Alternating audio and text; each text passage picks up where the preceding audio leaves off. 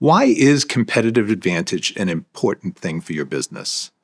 Many leaders treat competitive advantage as a strategy concept, something you describe during planning cycles or offsites. But actually, competitive advantage does not show up first in strategy decks. It shows up as momentum or momentum loss. You can have a strong product, talented people, and smart leadership, and still lose if the system behind the business cannot hold pace. The most dangerous part is lag. By the time customers notice something feels off, the organization has already accumulated hidden damage. Trust is thinned, execution has slowed, and the pack has started compensating without anyone naming it.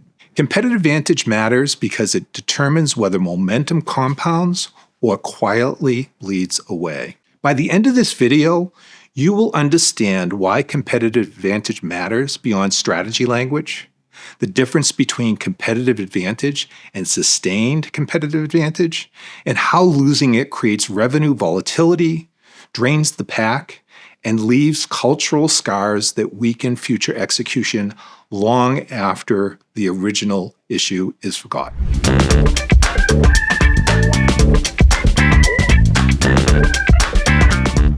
Competitive advantage is important because it creates momentum, and momentum is what keeps businesses investable, stable, and trusted. Momentum is an underrated asset. When a company has competitive advantage, decisions feel easier and execution feels cleaner. Customers trust your consistency, investors trust your predictability. Momentum lowers friction everywhere across the organization. Without competitive advantage, every quarter becomes harder to defend. Every miss requires explanation, and every investment feels riskier. Momentum is what allows organizations to invest forward instead of constantly stabilizing the present. Competitive advantage and sustained competitive advantage are not the same thing. Competitive advantage can exist briefly.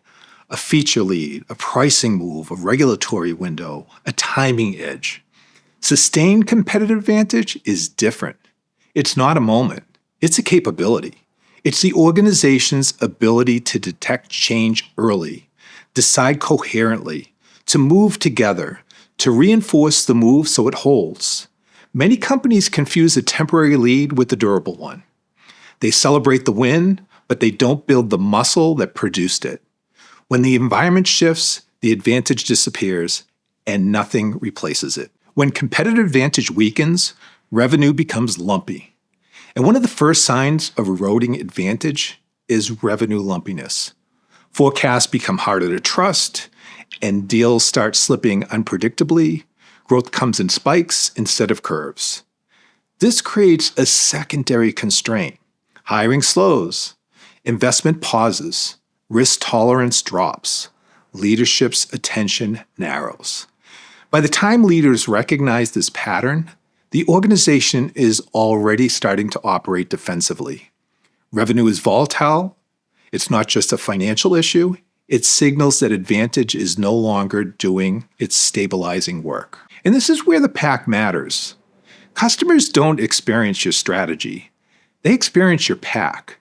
They experience how quickly issues are resolved, how consistently promises are kept, how smoothly hands-offs occur, how confident people sound. When advantage erodes, the pack absorbs the shock. People compensate.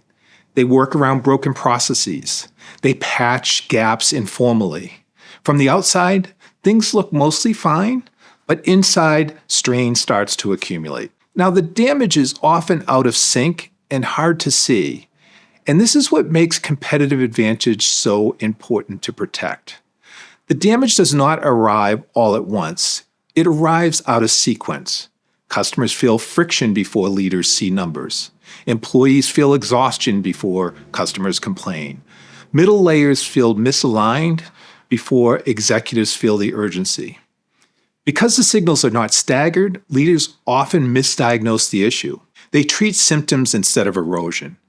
By the time financials confirm the problem, recovery costs have multiplied. Repeated breakdowns create cultural scars. When the pack keeps breaking and the initiatives keep getting abandoned, something deeper happens. People stop behaving and believing that that effort will hold. They stop trusting that change will last. They hedge instead of commit. And these are cultural scars. They're not visible in an organizational chart, or they're not available on dashboards, but they show up as hesitation, overchecking, risk avoidance, quiet disengagement.